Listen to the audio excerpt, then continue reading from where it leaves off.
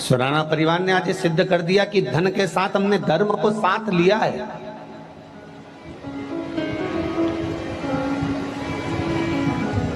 भजन, कीर्तन, स्मरण, मंत्र जाप, नाम जाप।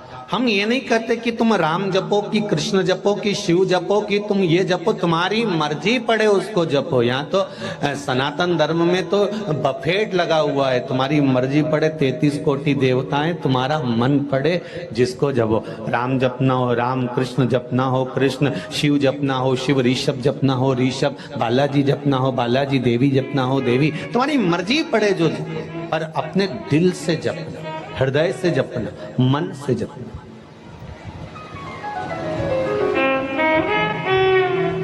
ऐसा नहीं कि संसार में आने के बाद दुख नहीं आएगा।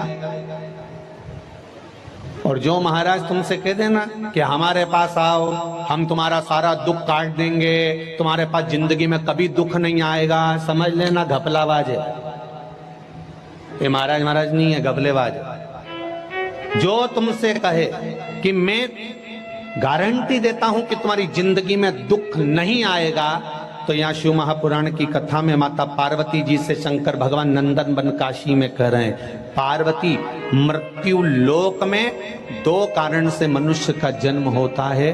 पहला, मनुष्य का 2 कारण से जन्म होता है। पहला कारण है कि भगवान का भजन करना, और दूसरा कारण है अपने कर्म का भोग भोगना।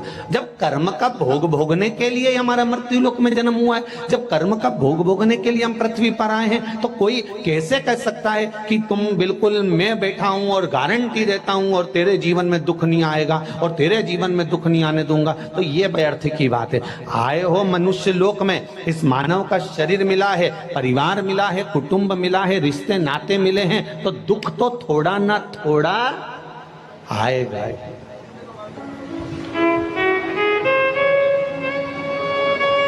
थोड़ा ना थोड़ा तो प्राप्त होगा, दुख थोड़ा ना थोड़ा तो मिलेगा, ये निश्चित है।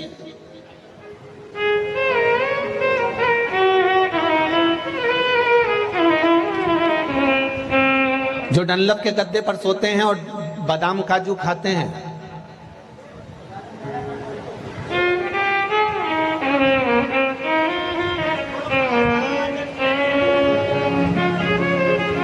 जिंदगी भर ब्रांडेड कपड़े पहनने वाले भी आखिरी में कफन बिना ब्रांड का जाता है।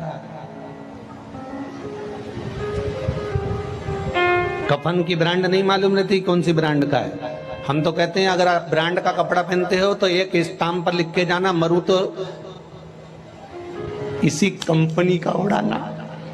मैं इस कंपनी के बिना, आज तक मैंने इस कंपनी के बिना जूता नहीं पहना, इस कंपनी के बिना मैंने कपड़ा नहीं पहना, इस कंपनी के बिना मैंने घड़ी नहीं पहनी, इस कंपनी के बिना मैंने सामान नहीं पहना। तो मरने पर लिख जाना इसी कंपनी का पहना ना तो जमुआ, नहीं तो वापिस आ जाऊंगा।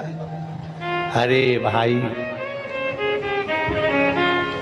जीवन भर ब्रांड का रोना रोने वाले भी एक दिन बिना ब्रांड के चले जाते हैं, बिना ब्रांड।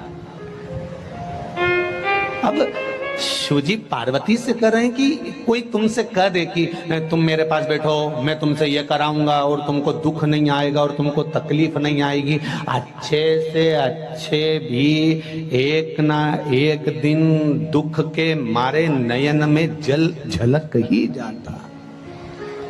भगवान राम कौन थे? भगवान राम। तो क्या भगवान राम की आंखों में जल नहीं आया? सीता जी का हरण हुआ, पिताजी की मृत्यु हुई, कितना कष्ट 14 वर्ष वन में भोगा और आने के बाद भी जानकी जी का परित्याग करना पड़ा, कितना दुख भोगा होगा। भगवान कृष्ण का चरित्र उठा लीजिए। क्यों? क्योंकि मृत्यु लोक में अगर परमात्मा भी आया है तो उनको भी थोड़ा ना थोड़ा संसार सागर में भोगना।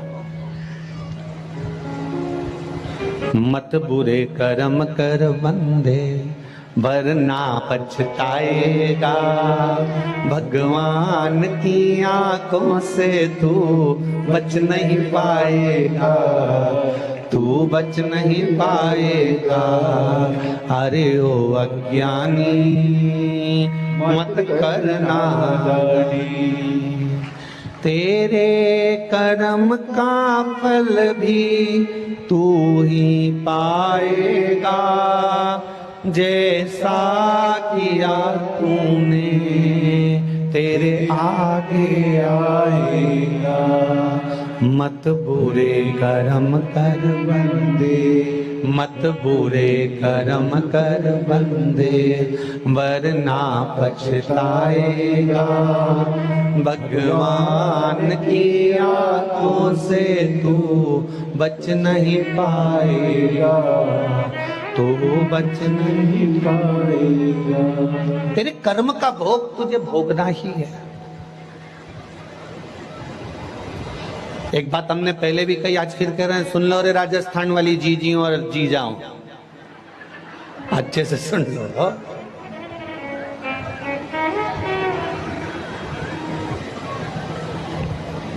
बहुत ध्यान से सुनिए। भगवान से नहीं डरना, मत डरो। परमात्मा से नहीं डरना, मत डरो।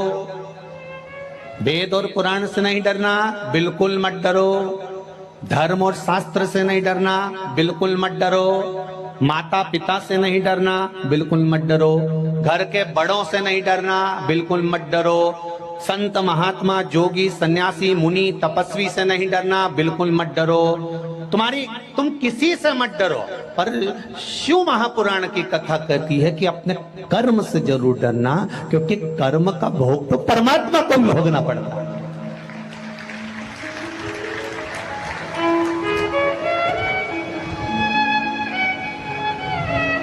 सीता जी ने एक चिड़िया को कैद में रखा था, तो माता जानकी को कैद में रहना पड़ा। राम जी ने छुपकर बाण मारा था उस बाली को, तो कृष्ण अवतार में बाली ने छुपकर बाण मारा था भगवान कृष्ण के चरण में। कर्म का भोग तो भोगना। बमूल का पेड़ लगाओगे तो बमूल ही आएगा, और आम का लगाओगे तो आम ही आएगा। हाँ, अभी अभी थोड़ा सा जो नर्सरी है ना, नई नई नर्सरी में ऐसा हो रहा है कि बमूल के पेड़ में भी आम पैदा कर दे रहा है। ये नई नर्सरी है।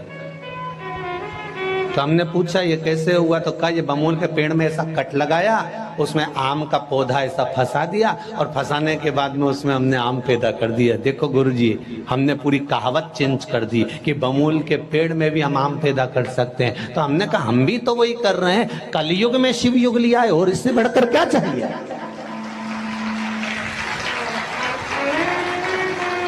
अब तुम बमूल के पेड़ में तुम आम फंसा रहे हो और आम पैदा कर रहे हो, तो हम भी मना नहीं कर रहे। पर हो सकता है कि हमारे पूर्व के कर्मों को, जो बेकार कर्म है, उस कर्मों को हम भगवत भजन के माध्यम से, स्मरण के माध्यम से, मंत्र जाप के माध्यम से, भगवान की भक्ति के माध्यम से, भगवान की सेवा के माध्यम से हमारे कर्म को काट कर हम अच्छा कर सकते हैं।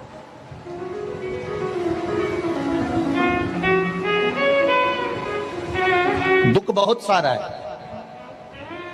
उस दुख को काटना इतना सरल बात नहीं है, पर धीरे धीरे कटेगा ये निश्चित है। एक कटोरा भरकर कोई तुमको घी दे दे, इतना बड़ा भगोना भरकर, कटोरा भरकर, और कहे कि लो साहब इतना घी तो तुम्हें पीना ही पड़ेगा, तो तुम पी नहीं सकते। नहीं साहब, हमारे बस का नहीं, इतना कटोरा भरकर घी कोई पिया, हमसे नहीं पीते बनेगा।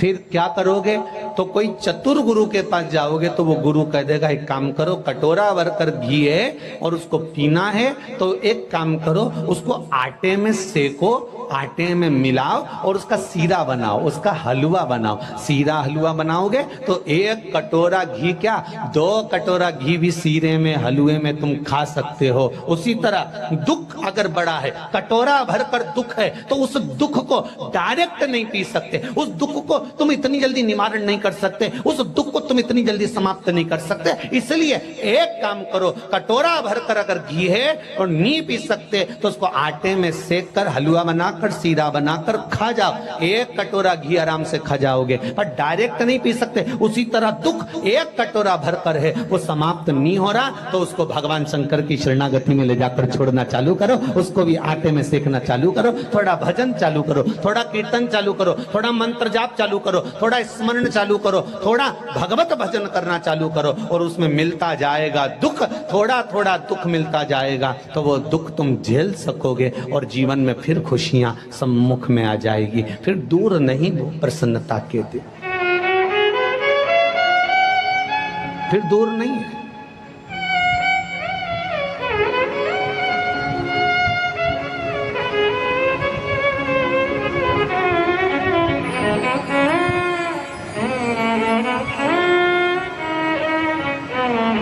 आज हमारे सुदाना जी के बच्चे दोनों कह रहे थे, गुरुजी हमारा परिवार घना प्रसन्न है इस कथा से। हमने कहा परिवार का सबसे बड़ा लक्षण यही होता है कि जब परिवार का एक व्यक्ति अच्छा काम करे तो पूरे परिवार के चेहरे पर प्रसन्नता होना चाहिए। यही परिवार का लक्षण है।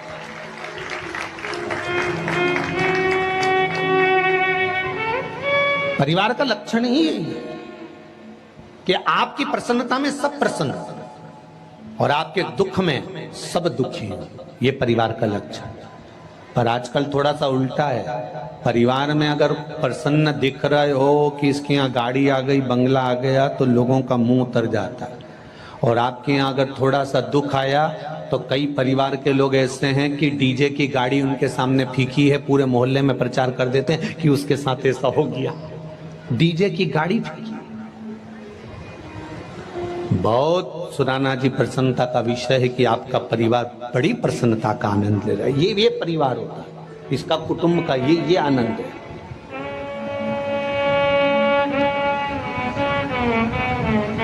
ये सुख है।